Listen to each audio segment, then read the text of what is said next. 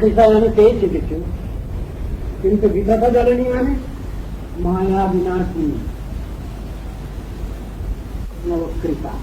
যদি আমি না পাই তাহলে আমি এগোতে পারি না। এ কথা তো শাস্ত্রে বলা আছে, সব জায়গায় বলা আছে। অস্বীকার করবার কারো কোনো উপায় নেই। তাইয়া বৈষ্ণব সেবা নিস্তার পেয়েছে কৃপা। বৈষ্ণবের গুণগান করিলে জীবের প্রাণ শুনিয়াছি সাধুগুরু মুখে। কথাগুলো তো আছে, কিন্তু অস্বীকার করবো কি করে আমি? কোনো কথা অস্বীকার করা যাবে শাস্ত্রে? বা মহাজনগণের যে বাক্য, শাস্ত্র বাক্য। মহাজনানুভব, সাধারণ মানুষের জ্ঞান নয় এটা। অপ্রাকৃত মহাজনের অপ্রাকৃত চিন্তাধারা ব্যাখ্যা দেওয়া আছে। তার মধ্যেও বিশেষ চিন্তা ভাবনা আছে। হয়তো ততটুকু হয়তো ব্যাখ্যা শব্দ আসেনি সব জায়গায়। মতভেদ বলতে হবে না, বলতে হবে মত বলছি বললে অপরাধ হবে। বিশ্বাস করেন মত বৈশিষ্ট্য বললে আমি অপরাধ থেকে রেখে পেলাম। কিন্তু সবগুলো তো মুখে আড়ালে হবে না। বাস্তব তত্ত্বদর্শন, অনুভূতি, সেই অনুভূতি নিয়ে যিনি বলছেন, সেই অনুভূতি আমাদেরও পাওয়া দরকার। শুধু বই মুক্ত করে বললে তো কিছু হবে না। অনেক শ্লোক মুক্ত করলাম, হাজার হাজার শ্লোক, কি হবে তাকে? ভগবানকে খুশি করা যাবে? ভগবান খুশি হবেন? তিনি বলছেন সরল প্রাণ সরল চিত্ত দেখলে আমি খুশি। সব দিয়ে তো কোনো কাজ হবে না, হবে না বলেই তো ওই মৃত্যুদের এর মধ্যে রয়েছে, সবের মধ্যে। আমাদের যত রকম প্রচেষ্টা সবই বিফল হয়ে যায়। কখন? যদি মূল বস্তুকে যদি স্বীকার না করি।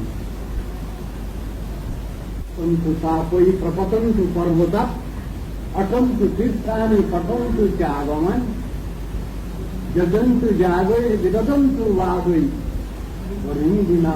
মৃত্যু তরন্তি। এই তো বলে দিলেন সুদর্শন। প্যারার একটা শ্লোক আছে, আরাধিত হরিণ চরিত প্রসাদ প্রতি আরাধিত যদি হরিস তপসাত তপ্তি, নারাধিত যদি হরিস তপসাত তপ্তি, অন্তর্বহির যদি হরিস তপসাত তপ্তি, নান্তর্বহির যদি হরিস তপসাত তপ্তি। নারদের কি বলছেন? বলছেন কোথায়? নারদ পঞ্চরথ। ভগবান শ্রীহরি যদি আরাধিত হন তাহলে আমার তপস্যার প্রয়োজন কি?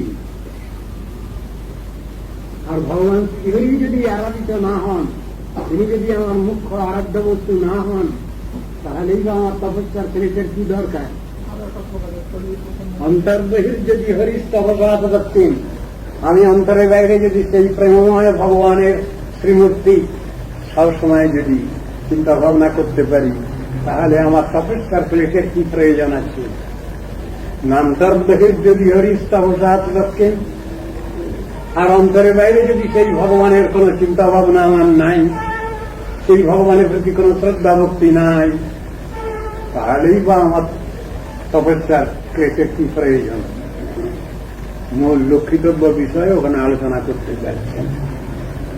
কথাগুলো তো এইরকম, খুব জোর দেওয়া কথা, শুধু মুখে মুখে একটু শুনে নিলাম উপর উপর, তারপরে বিচার করতে লাগলো, হবে না।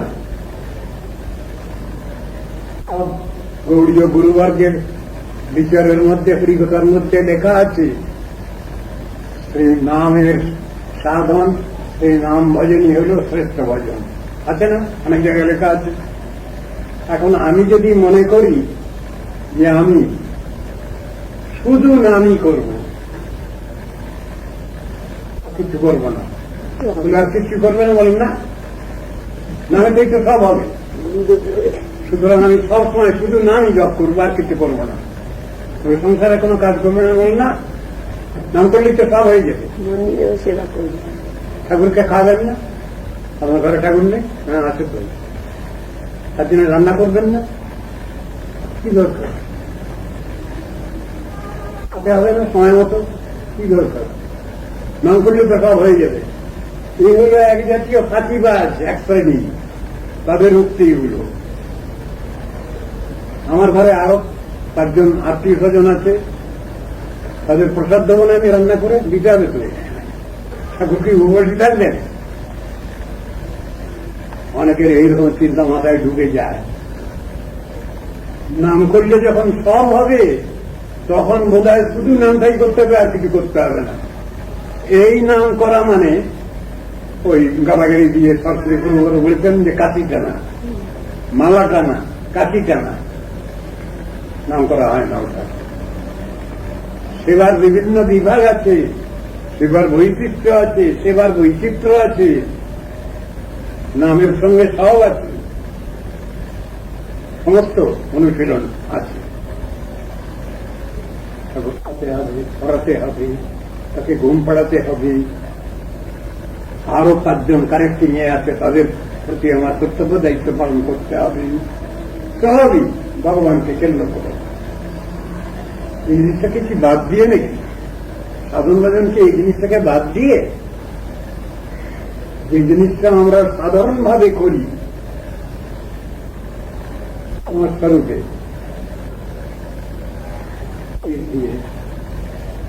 তার থেকে শ্রেষ্ঠ উন্নত ভাব মন দিয়ে। সেই মন জড়মন নয়, আত্মানুগত মন। আবেগ করতে হবে। প্রভুপাদ এক জায়গায় বলছেন ভাবে করতে হবে, সেইখানে রেফারেন্স এনে ফেললেন, ভাবে ভাবে হৃদয় ভবানী ভাবাই ভাবন। এখন এই ভাবটা কি আমার কষ্টকল্পনা? এটা কি আমার কনকশন, ফ্যাব্রিকেশন? না, বাস্তব অভিজ্ঞতা, বাস্তব অনুভব, বাস্তব বস্তুর প্রতি অদ্বয় জ্ঞান তত্ত্ব ব্রজে ব্রজেন্দ্র নন্দন। সেই কথাই বলা হয়েছে। কবিরাজ গোস্বামী তাই বুঝাবার চেষ্টা করেছেন। বাস্তব বস্তু হচ্ছেন অদ্বয় জ্ঞান তত্ত্ব, ভগবান। তার সেবা বাদ দিয়ে, শুধু তার সেবা, আর কারো সেবা করবো না। তারপরে তদীয় বস্তু, গুরু সেবা করবো, বৈষ্ণব সেবা করবো। গুরু সেবা বৈষ্ণব সেবা বাদ দিয়ে কৃষ্ণ নেবেন সেবা? আছে কোথাও লেখা শাস্ত্রে?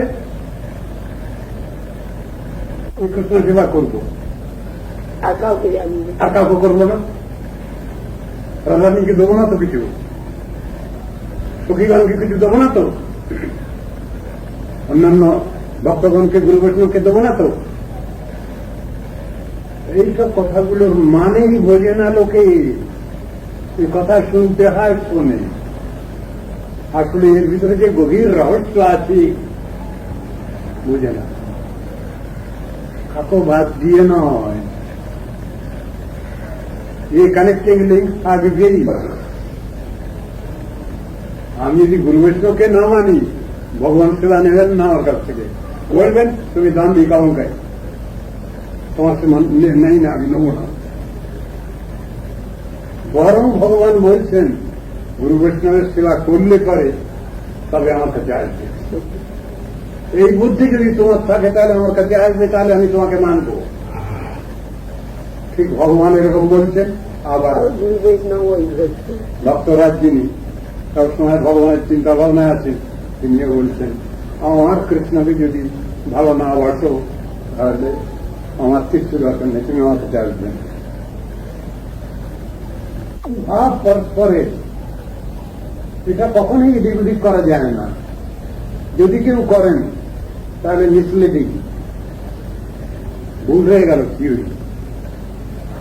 জিনিসটা এইরকম চিন্তা রাখতে হবে। কাকো বাদ দিয়ে না, ভগবান খুব খুশি হন গুরু বৈষ্ণবের সেবা করলে।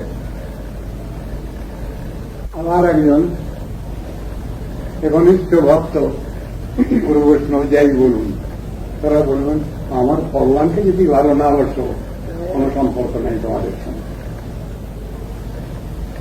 কোনো ছলচাতুরি নেই, তো স্বাভাবিক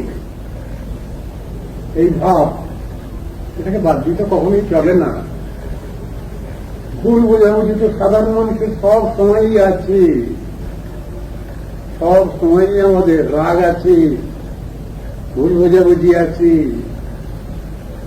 আর কি আছে, মান অভিমান আছে,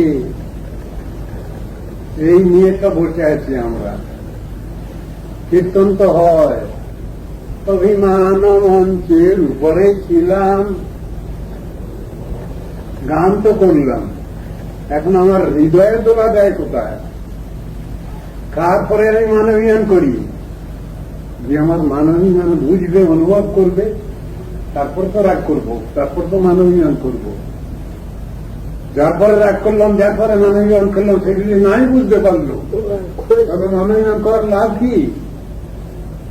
ওই যে কৃষ্ণ যাত্রার মধ্যে গান করা হয়, কি রাধারানী মান করেছিল, আর মান করে তো করে দি কাঁদলি কেন রাধে?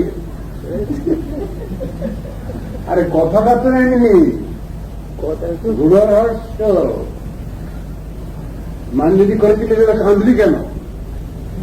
কাঁদলে তো সব গেল, তার স্টিক করে থাকতে পারলি না। সখীগণ বলছেন, ললিতা ইত্যাদি বলছেন, মান যদি করেছিলি তাহলে স্টিক করে থাক। বিচার আছে, আমি যার পরে রাগ করবো সে আমার রাগটা বুঝলো কিনা, আমি যার পরে মানবিমান করলাম সে আমার কষ্ট, দুঃখ, কষ্ট, জ্বালা যন্ত্রণা বুঝলো কিনা, সেই জন্য তো রাগ করতে হয়। কিন্তু সে কিছুই বুঝলো না, তাকে আমি বুঝাতেও পারলাম না, আর সেও বুঝলো না। তাহলে রাগ করে কি হবে, মানবিমান করে কি হবে? কার পরে কে রাগ করবে? এই সংসারে সকলে নিজের নিজের কাজ করে যেতে হবে। খুব শাস্ত্রের সুসূক্ষ্ম বিচার। স্বামী করলে স্ত্রী হয় না, স্ত্রী করলে স্বামী হয় না, ভাইয়ের করলে ভাইয়ের হয় না, বাপের করলে ছেলের হয় না, ছেলের করলে বাপের হয় না। প্রত্যেককে নিজস্ব নিজস্ব লাইনে চলতে হয়। লাইনটা একই, পথটা একই, কিন্তু মার্ক করতে হবে প্রত্যেককে, ওয়ান অ্যান্ড অল। এই শিক্ষা রয়েছে শাস্ত্রে। এগুলোকে আমরা অস্বীকার করবো কি করে? আমাদের অস্বীকার করবার কোনো উপায় আছে? ভুল বোঝাবুঝি সবসময় আছে। এই রাত থেকে রাইট পেতে গেলে সব সময় গুরু বৈষ্ণবের কাছে ক্ষমা চাইতে হয়, কৃপা প্রার্থনা করতে হয়, শক্তি দাও, ক্ষমতা দাও, ভগবানের কাছে বলতে হয়। সেই হিসেবে আছে ওটা, কিন্তু ওটা বলতেই হবে। আমার গার্জিয়ান আমার পরে রাগ করুন চাই নাই করুন, তথাপি তার কাছে কান্নাকাটি করতে হবে এবং ক্ষমা চাইতে হবে। আমি কিছু করলাম না, তাও ক্ষমা চাইতে হবে। বলে হ্যাঁ, এটা ভক্তিভাবে এদের নিয়ম আছে, সব ব্যাপারেই এগুলো আছে, কোনটা ছাড়া নয়। ভগবানকে বাদ দিয়ে কিছু করতে পারি আমরা, আবার গুরু বৈষ্ণবকে বাদ দিয়ে কিছু করতে পারি, ভগবত সেবা করতে পারি, ভগবত সেবা হয় না তো। সবটাই বিচারের কথা, কোন ক্ষেত্রটাই কমা নয়। অথচ বিচার নিয়ে যদি চলি আমি, ওই নিয়ে যদি চলি আমি ঠিক, তাহলে কেউই আমার প্রতি অসন্তুষ্ট হবেন না। সবাই বলছেন বেশ আছে, বেশ আছে, বেশ করছে, বেশ করছে, আর আরো 5 জনকে শিখাও, আরো 5 জনকে বলো। এমনই তো কথা। জগবার জন্য বসে আছেন গুরু বৈষ্ণব, উৎসাহ দেওয়ার জন্য চাইতে হবে ভগবানের কাছে, সহ্য দাও ঠাকুর, বুঝিয়ে দাও, তোমার তত্ত্ব তো কিছুই বুঝি না, জন্মান্তর ধরে তো শুধু উল্টো পথেই চলছি, দক্ষিণ মার্গে চলছি, যাত্রাটা আমাদের দক্ষিণ দিকে হয়ে যাচ্ছে। দক্ষিণ দিকে মানে কি?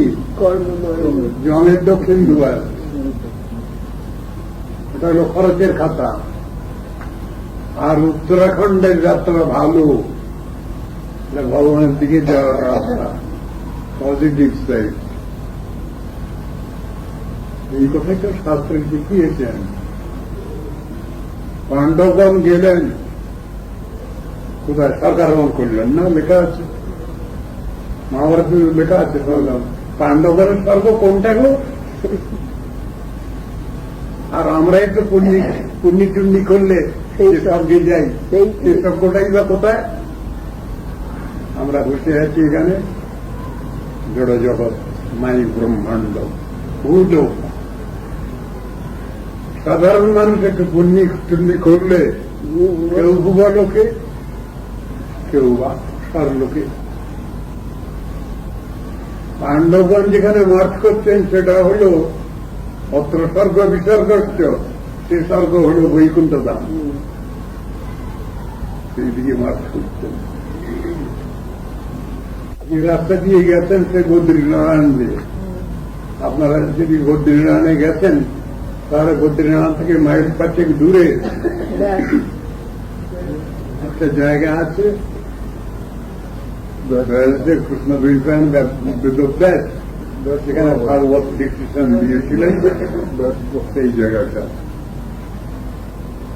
আর গণেশ ঠাকুর, আমাদের গণসা ঠাকুর, তিনি ডিসিশন নিয়েছিলেন শ্রুতিবেশী।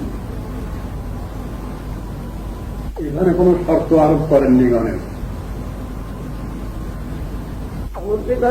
সত্য আরোপ করেছিলেন না যে আমি যদি উনি একটু অপমান বোধ করেন যে আমি, আমাকে ব্রহ্মা যখন বলছেন যে আমি লিখবো আর একজন ইনি ব্যাসের দেখুন আমি তার ডিকটেশন লিখবো, আমি গণেশ ঠাকুর হচ্ছি, তখন বলেন যে দেখুন আপনি একটু থামতে পারবেন না। সাধারণত এইরকম বলে, জানি না এর মধ্যে কতদূর সত্যি আছে।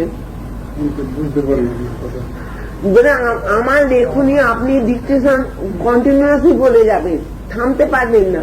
থামে আমি মহাভারত রচনার সময়, এই শ্রীমদ ভাগবতের ব্যাসপুট বলে যে অদ্বৈত, মহাভারত এর মধ্যে নেই, শ্রীমদ ভাগবতের মধ্যে নেই। 10,000 শ্লোক, 10,000 শ্লোক মহাভারতে ব্যাসপুট আছে। ভীষণ কঠিন তত্ত্ব দর্শন। কারণ শর্ত ছিল আমি কলম ধরলে আমার কলম থামবে না। বেদব্যাস বললেন ঠিক আছে, তোমাকে আমি যা বলবো তার তুমি না বুঝে লিখতে পারবে না। মাথায় ওই সেই সুযোগে উনি খুব কঠিন কঠিন তত্ত্ব সিদ্ধান্ত পূর্ণ শ্লোকগুলো চালিয়ে দিলেন মহাভারতে। মহাভারতে লক্ষ শ্লোক সমন্বিত যে গ্রন্থ তার নাম মহাভারত। 10,000 শ্লোক উনি ব্যাসপুট চালিয়ে গেলেন। যেটা বুঝতে বেশ সময় লাগছে, আপনি হাজার হাজার শ্লোক রচনা করে ফেললেন, আর উনি সঙ্গে সঙ্গে হাজার হাজার শ্লোক রচনা করে সঙ্গে সঙ্গে সেগুলোকে আবার এ করতে সুযোগ সময় পেয়ে যাচ্ছেন। এই একটা জিনিস চিন্তা ভাবনা করতে তো হবে, তবে তো বলতে হবে, ব্রেন থেকে তো আসবে ওটা, যদিও ওটা তাদের পক্ষে কিছু অসুবিধাজনক নয়। কেন? তারপর স্বতঃসিদ্ধ, তাদের মুখ দিয়েই তত্ত্ব দর্শনটা আসছে। কিরকম? সরস্বতী যেমন, তাকে কি আর চিন্তা ভাবনা করে কিছু বলতে হবে? তিনি তো ওই শক্তি নিয়ে বসে আছেন। আবার সেই শক্তির উপরও ওরা হচ্ছেন কাছাকাছি সম্পর্ক নৃসিংহদেব। নৃসিংহদেবকে বলছেন, বলে হ্যাঁ তো বলা আছে ওর সম্বন্ধে, বাগিচা গেছ বদনে বাগদেবী, যার বদনে আছেন।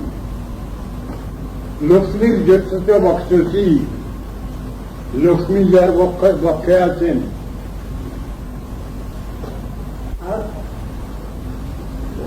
বাগিচা জ্যেষ্ঠ বদনে, লক্ষ্মীর জ্যেষ্ঠ বক্ষে জ্যেষ্ঠ আছে হৃদয়ে সম্বিত, সামুদ্রিক সিংহ মহাঙ্গবাজি সম্বিত জ্ঞান, যিনি নিজের হৃদয়ে নিয়ে বসে আছেন।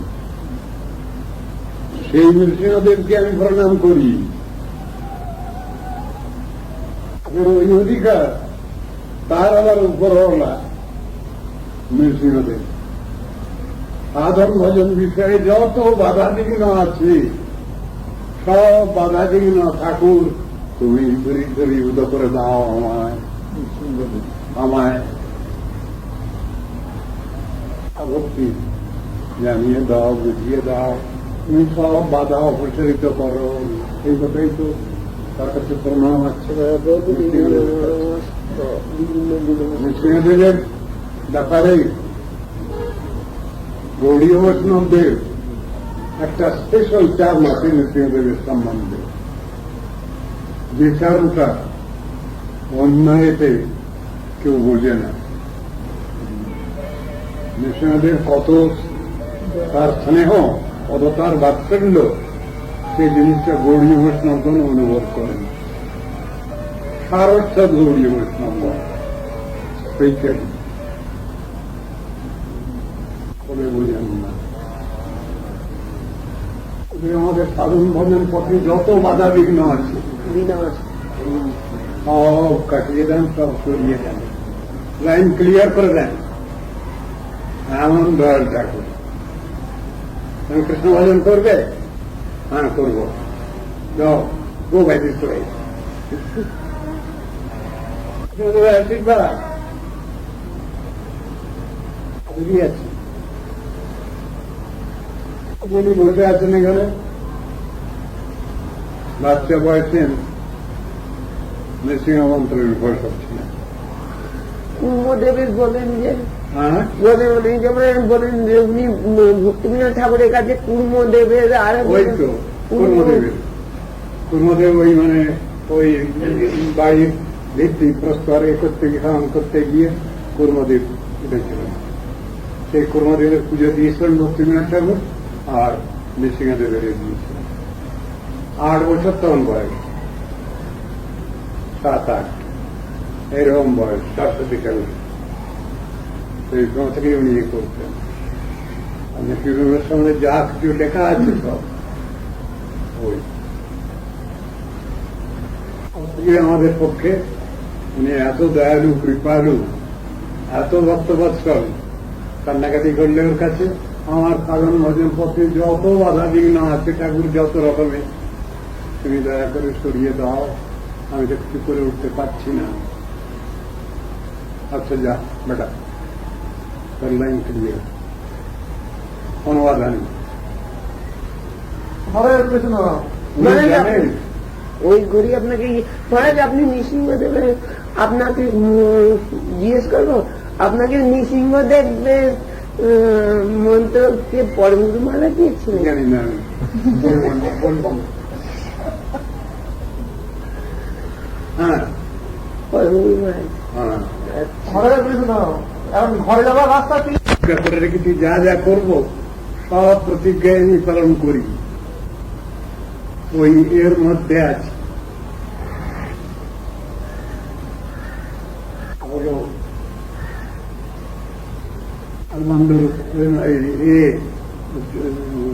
সম্রাট কুলসে করে সবার মধ্যে আছে। মনুজা মূর্ধবাহু, আমি মূর্ধবাহু হয়ে বলছি। কি বলছো তুমি? মুকুন্দ নরসিংহ জনার্দন এটি জীব জপতি অনুদিনাম। আমার যে এই মুখ্য নাম কৃষ্ণ গোবিন্দ মুকুন্দ মুরারি নৃসিংহ, এই নাম যারা কেটে কেটে জপ করে আমি তাদের অভিষ্ট দান যা চাইবে তাই দেব, তাই দিয়ে দেখা। কৃষ্ণ প্রতিজ্ঞা করতেন স্বয়ং, যোমাম মুকুন্দ নরসিংহ জনার্দন এটি জীব জপতি অনুদিনম মরণে রণে বা, যে অবস্থায় থাকুক না কেন সে অসাম কাশি সদৃশায় দদাম্য বিশ্বম, আমি তাকে অভিষ্ট দান করি। তবে ভগবানের এই প্রতিজ্ঞাগুলো কি বাজে কথা? তিনি বলছেন গীতা দদামি বুদ্ধি যোগমতম যেন উপযান থেকে, মিথ্যা কথা, সব খাটি সত্যি কথা। তিনি বলছেন গীতার মধ্যে অনন্যাস চিন্তান্ত মান যে জন পর্যুপাসতি সেই সংলিপ্তাভিযুক্তানাম যোগক্ষেমবাহান্যম কৃষ্ণের কথা অর্জুনকে বলছেন, মিথ্যা কথা, বাজে কথা, মোটেই না। আমরা বুঝে উঠতে পারি না।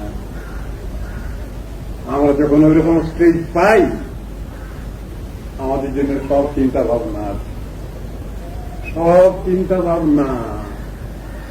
দৈবিক যেসা গুণময়ী মম মায়া দুরত্তয়া মামে বজে প্রবদ্ধন্তে মায়া মে তং তরন্তিতে। মিথ্যা কথা বললেন কৃষ্ণ অর্জুনকে। তেষাম অহং সমুদ্ধর্তা মৃত্যু সংসার সাগরাৎ ভবামি না চিরাৎ পার্থ ময়ী আবেশিত চেতসাম। মিথ্যা কথা বললেন কৃষ্ণ, একটাও মিথ্যা কথা না, সব বাস্তব। আমি বিশ্বাস করি না ভগবানকে, নির্ভর করি না, গুরু বৈষ্ণবকে বিশ্বাস করি না, ওই জন্য আমার কাছে মিথ্যা ওটা প্রমাণিত হয়। যে ঠাকুর একজনের সঙ্গে কথা বললেন, সেই ঠাকুর আর 5 জনের সঙ্গে কথা বলছেন না কেন? সেই ঠাকুর তো এখনো রয়েছেন। যে ঠাকুর এক জায়গায় সাক্ষী দিয়ে এলেন, তিনি এখন সকলের সঙ্গে কথা বলছেন না কেন? যে ঠাকুর একজনের জন্য তাকে ক্ষীর খাওয়ার জন্য ক্ষীর লুকিয়ে রাখলেন, সে ঠাকুর এখন কথা বলেন না কেন আমার সঙ্গে? বিচারের কথা। এইরকম উপযুক্ত পাত্র পাত্রী হলে তার সঙ্গে কথা বলেন, এখনো বলেন, বলছেন, বলবেন। এটাই ছিল বিচারের কথা।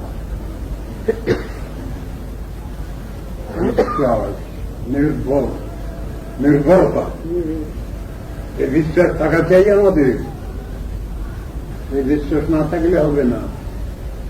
আমরা ভগবানের কাছে চ্যালেঞ্জ জানাতে পারি না, এই দুনিয়ার সঙ্গে চ্যালেঞ্জ জানাতে পারি আমরা, কিন্তু তত্ত্ববস্তুর কাছে চ্যালেঞ্জ জানানোর কোন ক্ষমতা নেই আমাদের, বা তার থেকে কিছু প্রাপ্তিও কিছু নেই। আমরা সব ফেল হয়ে বসে আছি। এই দুনিয়ার লোকের সঙ্গে ঝগড়া করতে পারি, পর কোমর বেঁধে ঝগড়া করতে পারি, ভগবানের সঙ্গে ঝগড়া করা চলবে না। আবার অধিকার পেলে পরে তখন ভগবানের সঙ্গে ঝগড়া করা চলবে, তখন ভগবান উত্তর দেবেন, কথা বলবেন, না হে না, আমাকে ভুল বুঝো না, আমি বেঈমান নই। ভগবান নিজে বলছেন, গুরু বৈষ্ণব বলছেন, আমরা বেঈমান নই, আমরা ঈমানদার। একই কথা। ভগবানের কাছে যে উত্তর পাবো, গুরু বৈষ্ণবের কাছে একই উত্তর পাবো, একটু এই দিক ওদিক না। এর নামই তত্ত্ব দর্শন।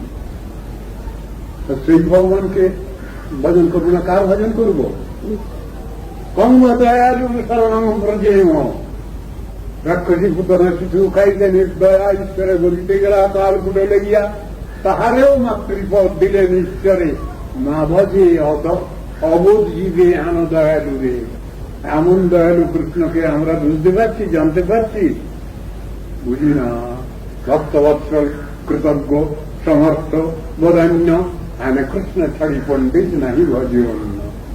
আমরা যদি বুদ্ধিমতী হই, এই নন্দনন্দন কৃষ্ণ ছাড়া আর কারো ভজনা করবে না, সময় নষ্ট করবো না একদম। উনি এসে গেলেই সকলেই আছেন আমার সঙ্গে, কেউ আমাকে ছেড়ে যাবেন না, আমাদের ছেড়ে যাবেন না। এইটাই হল তত্ত্ব দর্শন। হরে কৃষ্ণ। মা বলি তাহলে ভগবান আমার প্রতি হৃষ্ট হবেন। ওই বেটা একটু শরীর খারাপ করে দিয়েছি বলে আমার কথা বলছিস না লোকের কাছে, কৃপণ কোথাকার, রাগ করে ফেলবে কেন? ভগবানের মুখে আমাদের বিরুদ্ধে যাবো,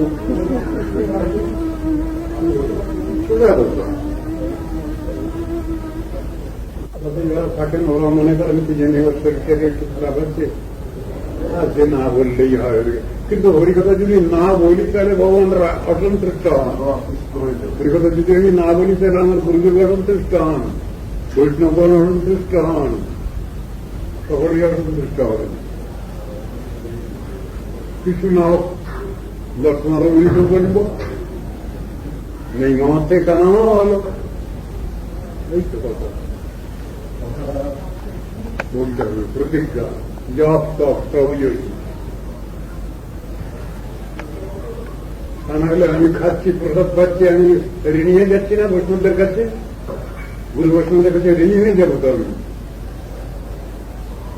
গুরু বৈষ্ণবের কাছ থেকে ভিক্ষা করে নিয়ে আসা হচ্ছে, গুরু বৈষ্ণবের কাছে আমরা ঋণী হয়ে যাব যদি হরিকথা কীর্তন না করি, শাস্ত্র অনুসরণ না করি, ভগবত কথা আলোচনা না করি।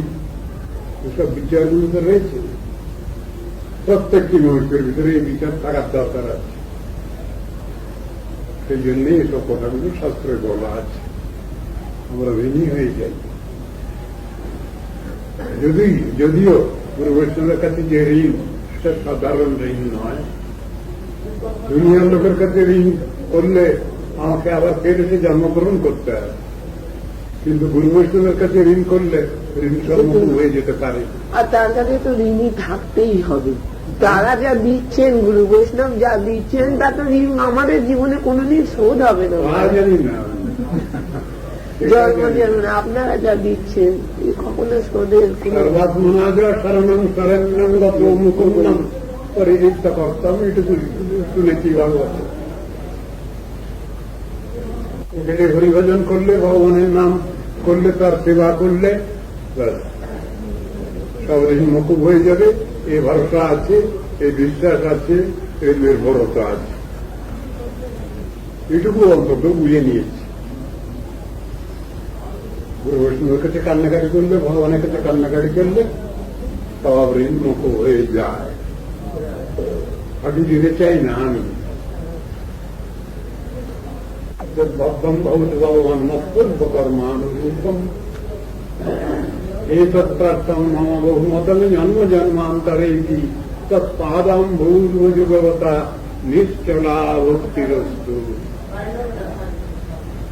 যদি গমনমদস্তা কর্মপর্মানুবদ্ধ যদি চকুলবিহীনে জায়তে পক্ষিগীতে কৃমি কতম বিভত্ত্বা জায়তে চন্তরাত্মা ভবতু মম হৃদিস্থে কেশবী ভক্তি হরে কৃষ্ণ রাম। আমরা প্রিয়, আমরা প্রিয় দেব, তুমি আমার ছাড়বে না। শ্রী গুরু বৈষ্ণব আমায় ছাড়বে না, হে কৃষ্ণ হে রাধে ছিল না। এই বিচারটা যা দৃঢ়ভাবে আছে, তার সবটাই প্রাপ্তি হয়ে যেতে পারে। সেখানে ভগবান কোন অধিকার দেখেন না, তার কোন সামর্থ্য দেখেন না, এই কথাই বেকার।